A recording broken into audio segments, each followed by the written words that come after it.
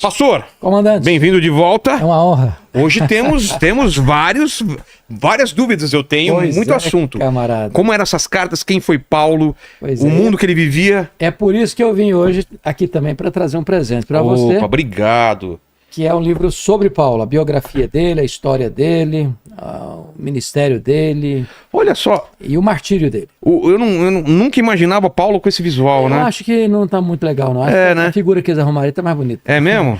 É, eu acho que ele não chegou a essa idade tão avançada assim, não. Vamos falar sobre Paulo, o maior líder do cristianismo, é isso? Exatamente. É nesse nível É que nesse foi Paulo? nível.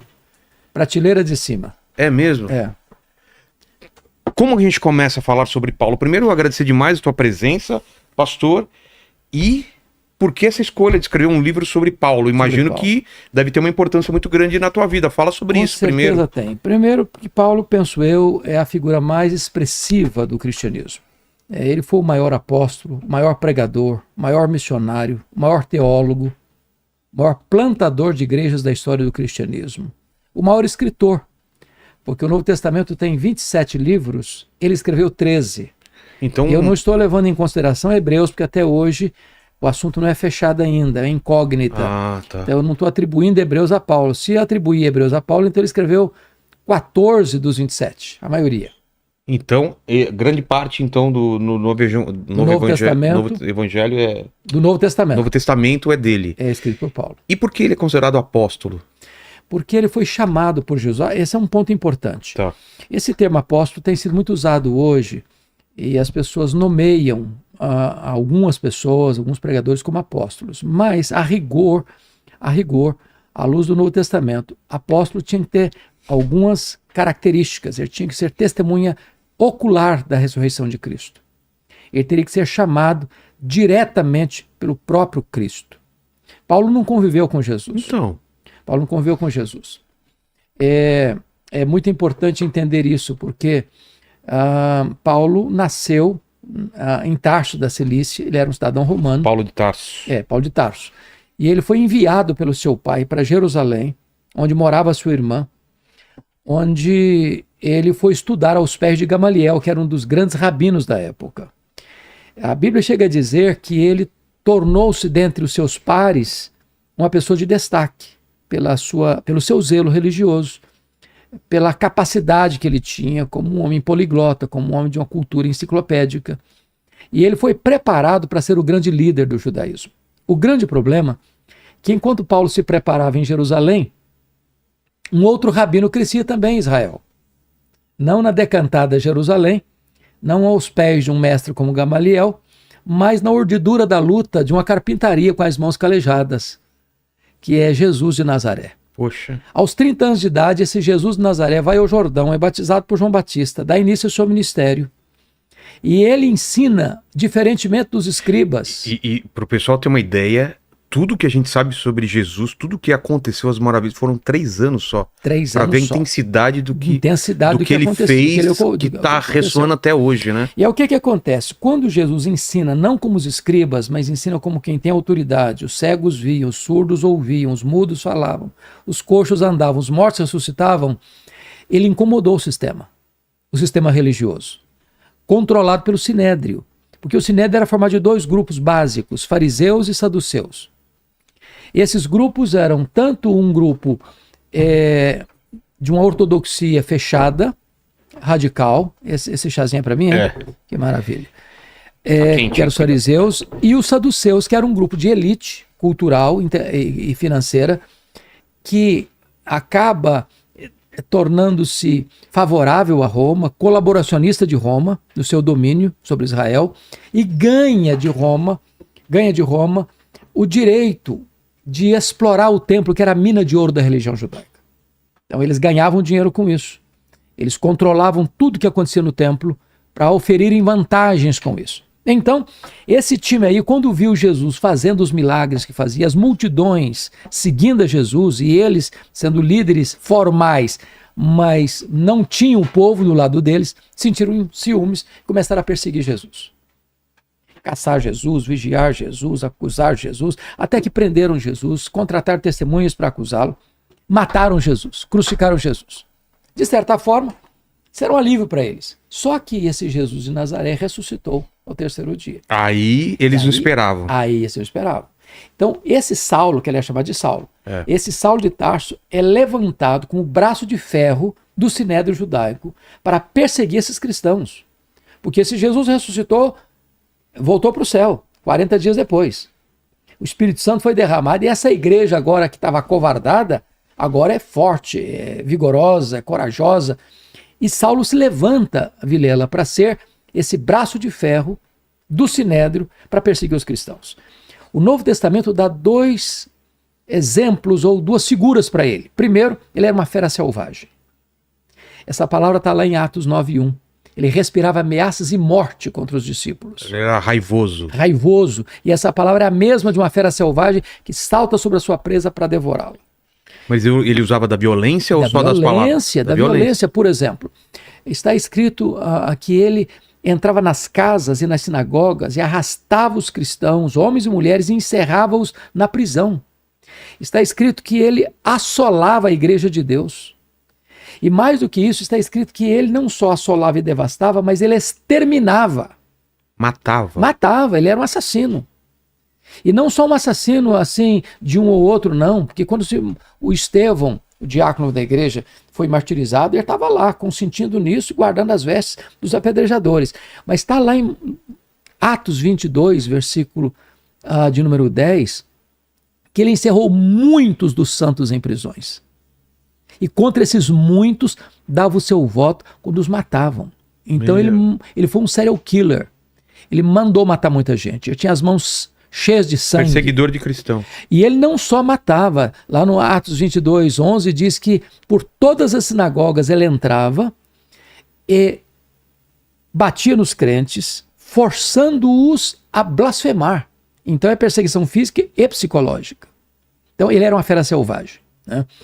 A segunda figura que ele... Eu não tinha essa visão do quanto ele era...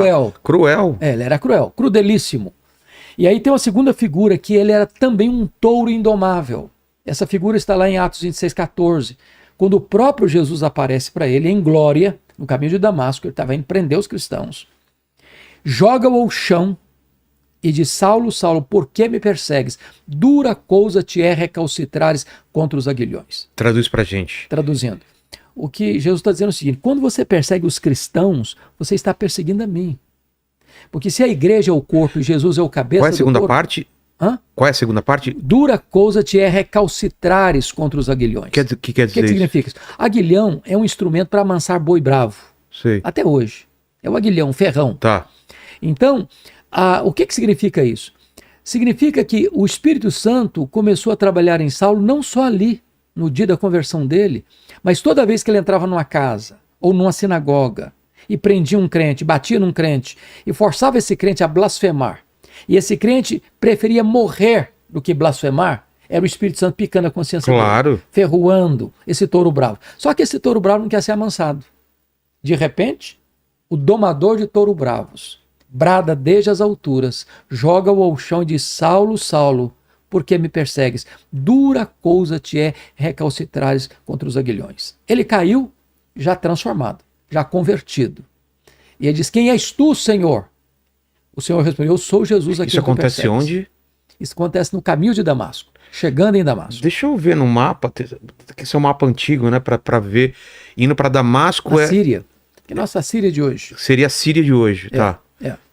Então, o que é que acontece? Ele é convertido ali no caminho de Damasco, ele fica cego, literalmente cego, por causa da luz que brilhou sobre ele, e ele é levado cego para a rua direita, na casa de Judas, em Damasco. Qual Judas? Judas, não Judas Iscariotes, tá. Judas, um discípulo, que morava lá em Damasco. Aquele outro Judas... Não, aquele morreu. Aquele lá... Tem, inclusive, se foi. Se foi. Aí o que acontece? Como fala? Foi-se. Finou-se. Foi comer o capim pela raiz. Ou como meu filho faz, foi de base. Por causa do pé junto. Aí, Vilela, Deus diz para um discípulo lá de Damasco, Ananias, dizendo assim: vai lá na rua direita, na casa de Judas, e impõe as mãos sobre Saulo, para que ele seja curado. O Ananias respondeu assim: mas eu tenho escutado de muita gente quantos males tem feito este homem em Jerusalém aos teus santos? Deus respondeu, vai, porque ele é para mim um vaso escolhido, eu o enviarei para longe aos gentios, e eu lhe mostrarei o quanto importa sofrer pelo meu nome.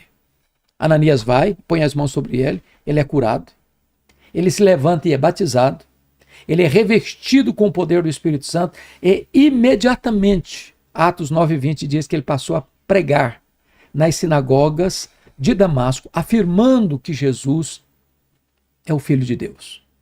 Que coisa fantástica. Então ele já começa o seu ministério. Agora, talvez fosse importante, antes de entrar nas cartas, dizer uma coisa fantástica aqui, que poucas vezes você vai ouvir, talvez, na literatura.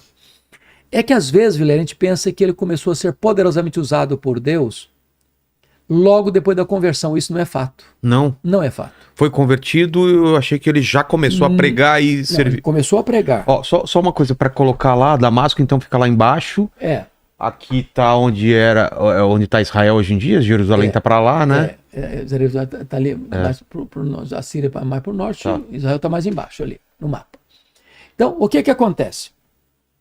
Isso é uma história muito bonita, porque o Saulo, logo que ele foi convertido, ele foi passar 3 anos na Arábia. Fazer? E ele não subiu para Jerusalém depois da conversão dele em Damasco. O que ele foi fazer na Arábia? Ele foi fazer um seminário intensivo com Jesus.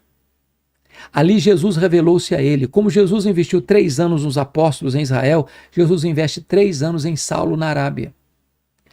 Ali na Arábia é que ele releu o Antigo Testamento e ele chega à seguinte conclusão: o Jesus que eu estava perseguindo é de fato o Messias. Convencido desta verdade, diz Gálatas 1,18, que ele retorna outra vez para Damasco, e agora diz Atos 9,22 assim: Saulo mais e mais se fortalecia, confundindo os judeus, demonstrando que Jesus é o Cristo. Há uma diferença entre afirmar que Jesus é o Filho de Deus e demonstrar que Jesus é o Cristo. Demonstrar é provar uma tese detalhada, meticulosa e exaustivamente. A pergunta é, onde ele aprendeu isso? Os 3 anos na Arábia. Com quem? Com Jesus. Só com Jesus. Revelou-se a ele e ele foi reler o Antigo Testamento. Ele não tinha uma outra pessoa que seria Não tinha outra pessoa como aprendeu as doutrinas do judaísmo aos pés de Gamaliel. Jesus se revelou a ele. Então, o conteúdo doutrinário que Paulo vai passar nas suas cartas, ele as recebeu por revelação direta do próprio Senhor Jesus. Agora, quando ele chega em Damasco de novo, Vilela, e provando que Jesus é o Cristo, eles quiseram matá-lo. Os judeus quiseram matá-lo. Ele teve que fugir de noite. Com alegação de traição? Com a alegação de que ele está traindo a religião judaica. Ele, que era um ícone do judaísmo, agora pregando que este Jesus é o Messias, é o Filho de Deus. E aí ele vai subir para Jerusalém. E quando ele sobe para Jerusalém... Fugindo ou não? Ele vai para encontrar os apóstolos. Mas aqui eu queria levantar uma tese, Vilela, que é fascinante. Me permita dizer isso a você. Quando ele vai para Jerusalém, ele vai... Porque a tese é que ele não foi usado poderosamente por Deus logo no começo. Então, quando ele sobe para Jerusalém, ele sobe com a seguinte intenção. Mas o pessoal perseguia ele por quê? Porque ele já falava de Jesus, o pessoal via a conversão dele. Ele viu a conversão dele, ele provava que Jesus era o Messias. Os judeus de Damasco que estão perseguindo. Todo mundo sabia. Todo mundo sabia. Agora ele está saindo de Damasco, subindo para Jerusalém. Certo. Subindo para Jerusalém. Quando ele chega em Jerusalém, na cabeça dele, ele ia ser o grande líder do cristianismo. Por 2 razões. Primeiro, porque os apóstolos de Jesus eram galileus. O que é Galiléia? Galiléia é o norte de Israel. Não era... A Jerusalém fica na Judéia. Sei. Então eles... Galiléia era uma região... como uma região menos importante? Menos importante, uma região mais agrícola, uma região mais rural. Sei. O povo de segunda... Pessoas mais simples. Então ele pensou assim, esses galileus aqui na Judéia não vão conseguir nada, porque eles eram recebidos com preconceito aqui embaixo, aqui em Jerusalém, aqui na cidade de Jerusalém. Segunda razão, os apóstolos de Jesus eram iletrados. E Jerusalém era a capital intelectual da teologia. Ele pensou, esses camaradas, além de galileus, são iletrados, eles não vão conseguir nada aqui. E ele pensou, eu tenho um bom currículo, eu tenho um melhor preparo. Eu sou o cara para liderar a igreja aqui em Jerusalém. Quando ele chega lá, diz Atos 9:26, que nem recebido foi. bater a porta da igreja na cara dele, porque acharam que ele estava sabotando a fé, acharam que ele estava se infiltrando para perseguir a igreja. Foi Barnabé que recebe Saulo, introduz Saulo aos apóstolos, os apóstolos o acolhem, e agora então ele tem livre trânsito na igreja de Jerusalém. O que acontece? Os helenistas, judeus nascidos fora de Israel, resolvem matar Paulo, agora em Jerusalém, e fazem um voto de anátema, Que vão matar Paulo. O que é um voto de anátema? Nós preferimos ser malditos a não matar Paulo. Eles querem matar Paulo. Ah, é? Eles querem matar. Como aconteceu depois lá na prisão dele em Jerusalém mais tarde. Então o que acontece? Os membros da igreja se reuniram, os discípulos disseram o seguinte: Paulo, você tem que ir embora daqui. Você não pode ser nosso pastor, não. Só que ele não saiu. Ele não foi embora. Lá em Atos 22, versículo 17, diz que o próprio Deus apareceu para eles: vai embora. Ele foi mandado embora pelos membros da igreja e pelo próprio Deus. Sabe o que aconteceu? Ele não foi. Não foi. Ele arrazoou quando disse: não. Eu persegui a igreja aqui. Quando se matou Estevão, eu testemunho, estava presente. Sabe o que está dizendo, trocando em miúdos? Oh, Deus, o senhor não pode cometer esse engano, esse equívoco. Eu sou o cara. Se eu sair daqui, essa igreja não vai para frente. Você estava se achando. Ele está se achando. Só que Deus não mudou. E Deus diz: vai. E ele não foi. Quando você volta para Atos 9:30, os crentes se reuniram e o levaram até o Porto de Cesareia. E de lá o mandaram de volta para Tarso. Para aquele cara que se achava insubstituível, Deus está dizendo o seguinte: ô camarada, se você acha que eu preciso de você, você está muito enganado. Então faz o favor, arruma as malas e volta para casa. Sabe quanto tempo ele ficou no molho na cidade dele, em Tarso? 10 anos. O quê? 10 anos. No esquecimento, no anonimato, longe dos holofotes, longe das luzes da ribalta. Deixando a poeira abaixar. Deixando a poeira abaixar. Deus estava tratando com ele, para ele aprender uma verdade que vai ensinar depois na segunda carta aos Coríntios, a doutrina da nova aliança. Mas o pior não aconteceu, não. Atos 9:31 diz que no dia que ele arrumou as malas e foi embora da igreja de Jerusalém, a igreja passou a ter paz e passou a crescer. E por quê? Qual que é a explicação? Qual a explicação? O camarada, não era a hora. O cara achava que aqui, se eu sair daqui, nada vai funcionar. E Deus está mostrando para ele: olha, você vai embora e a igreja vai ficar melhor com a sua ausência do que com a sua presença. Deus está tratando com ele. Sabe por quê, Vilela? Deus está mais interessado em quem nós somos do que no que nós fazemos. Vida com Deus precede trabalho para Deus. Primeiro Deus trabalha em nós, para depois Deus trabalhar através de nós.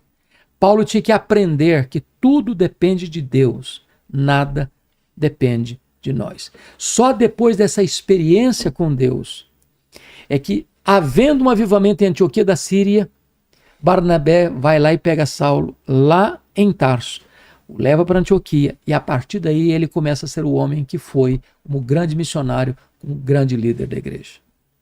Olha só, eu não sabia desses detalhes. Ele ficou 10 anos esperando. 10 anos no molho, Deus tratando com ele. E na Bíblia fala alguma coisa sobre esses 10 anos ou meio que... Anonimato, silêncio. Não se absoluto sabe... silêncio. O certo é que ele ficou fora de qualquer evidência, de qualquer destaque. Completamente no anonimato. E quando ele volta? Quando ele volta... Ele volta para onde? Boa pergunta. Aí o que acontece? Ao fim desses 10 anos... Estamos falando de que ano mais ou menos? Nós estamos falando... Depois de Cristo... Outros 50 por aí. Tá. Depois desses 10 anos, acontece um avivamento em Antioquia da Síria. Antioquia da Síria era a terceira maior cidade do mundo, só superada por Roma, por Alexandria no Egito. Antioquia da Síria era a terceira. Mapa da época que retrata essa época, Alene? 50 depois de Cristo, sim, vê se você acha. Então o que acontece, Vilela? O Barnabé vai lá, pega o Saulo, leva para Antioquia, e durante um ano eles ensinaram a palavra de Deus para uma grande multidão.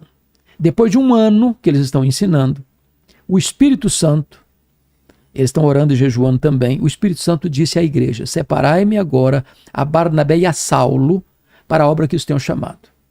Então agora começa a obra missionária transcultural da igreja. Ele não era o líder ainda, o líder era o Barnabé. Ele está debaixo da sombra do Barnabé. Aí o que acontece? Eles estão indo para Pafos. Quando chega em Pafos, aquela ilha, O procônsul, que era o governador da região, queria ouvir o evangelho. O mágico particular dele, porque os governantes tinham mágicos, como tinham os faraós do Egito, quis impedi-lo de ouvir. E aí diz a Bíblia que o Saulo, cheio do Espírito Santo, disse ao mágico Elimas: ó servo do diabo, até quando perverterás os retos caminhos de Deus? Pois ficarás cego. O mágico fica cego. Os olhos espirituais do governador se abrem e a partir dali Paulo deixa de usar o seu nome Saulo, judaico, né? Saulo, e passa a usar o seu nome romano, Paulo. Tem uma explicação para E isso? é por isso que ele se torna o maior líder do cristianismo. Tem, porque lá na antiguidade, naquele tempo, os nomes não eram apenas nomes sonoros, bonitos. Não era Os um nomes nome tinham escolhido. significado. Então, a palavra Paulo significa pequeno. E esse homem que foi o maior apóstolo, o nome dele era pequeno. Pequeno. Porque quanto mais alto você chega, menor você se torna diante da realidade do reino de E Deus. os nomes eram sempre acompanhados da região de onde vinha, né? Ou da região, ou de algum significado espiritual. É. É. Saulo para Paulo. E É. aí, quando ele troca esse nome, Aí ele vai se tornar o grande líder do começa o cristianismo. ministério dele. Então ele vai fazer 3 viagens missionárias. A primeira viagem missionária vai fazer na província da Galácia, Antioquia da Pisídia, Isso daí o Icônio, que é, Derbe e Listra. ô Lene, esse mapa Aí, aí? tá vendo ali, ó? Listra, Derbe, aqui, ó, do lado de Onde? cá. Coloca o mouse pra Listra, gente ver. Derbe, Perge, Antioquia da Pisídia, Antioquia tá eu vendo? vi, Tarso... tá. Perge, Derbe e Listra, tá vendo? Tá. Essa é a região da Galácia, Galácia do Sul. É a primeira viagem missionária. Isso é onde é hoje a Turquia, certo? Exatamente. Depois ele faz uma segunda viagem missionária na província da Macedônia, que nós chamamos de Europa, do Ocidente. Tá. Então ele vai Filipos, ali, tá vendo? Tessalônica, que era a capital, que até hoje eu estive em Tessalônica este ano. É o que, Grécia hoje em dia? ou- É Grécia. Tessalônica é uma cidade belíssima, com 2,5 milhões de habitantes. Eu tive em Éfeso. Éfeso, as ruínas de Éfeso, acho que é na Ásia Menor. Então, na primeira viagem, ele esteve em Filipos, depois em Tessalônica, depois em Bereia, ali do lado, passando por Atenas e chegando até Corinto. Corinto era a capital da província da Caia, que também é Grécia. Tá. Né? E a terceira viagem missionária, ele vai ficar 3 anos em Éfeso. Não sei se Éfeso está Tá ali lá, no mapa. tá lá. Tá lá. É, aqui. Isso. Até, Que fica isso. na Turquia. Era a capital. E ficando 3 anos em Éfeso, ele planta igrejas nessa região toda da província da Ásia Menor, como Esmirna, Pérgamo, Tiatira, Sardes, Filadélfia, Eu tive em Laodiceia, Pérgamo, Colossos, Hierápolis. Então toda essa região tem a influência de Paulo. Toda essa região. E ele andava como?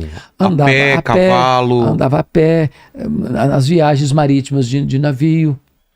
Mas o cavalo também? Não consta que ele tenha usado cavalo. Andava a pé, basicamente a pé. Imagina fazer isso a Ele pé. era um homem incrível. E o que é curioso é que por onde ele passou, por exemplo, só para perceber as perseguições que ele sofreu, ele foi perseguido em Damasco. Segundo, ele foi rejeitado em Jerusalém. Ele foi esquecido em Tarso. Ele foi apedrejado em Listra. Ele foi açoitado em praça pública em Filipos. Ele foi escorraçado de Tessalônica. Ele foi enxotado de Bereia. Ele foi chamado de tagarela em Atenas. Ele foi chamado de impostor em Corinto. A vida não foi fácil para Ele ele. enfrentou feras em Éfeso, lutas maiores que suas forças a ponto de desesperar-se da vida. Ele foi preso em Jerusalém. Ele foi preso e acusado em Cesareia. Ele enfrentou um naufrágio para Roma. Ele foi picado por uma cobra em Malta. Ele chega em Roma preso e algemado.